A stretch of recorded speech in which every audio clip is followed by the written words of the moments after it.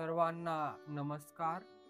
आज आपण एक पाद आसनासन करणार आहोत। यासाठी सावधानी, गरोदर महिलांनी हे आसन टाळावे। ज्यांना हर्नियाची समस्या आहे, नुकतीच पोटाची शस्त्रक्रिया झाली आहे, गुडघे तसेच मणक्या संबंधी काही समस्या असेल तर हे आसन करू नये। हे आसन करत असताना गुडघे किंवा मणक्यात वेदना होत असल्यास ते लगेच थांबवावे। याची कृती करूया। पाठीवरती झोपून घ्या।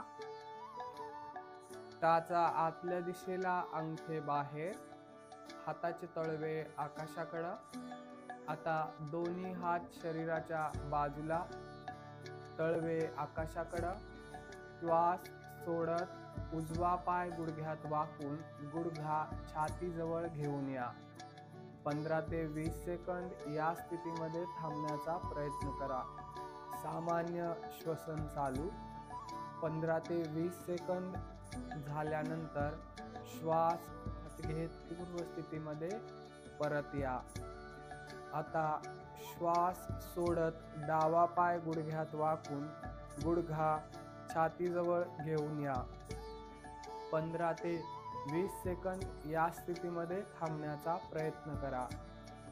सामान्य श्वसन चालू।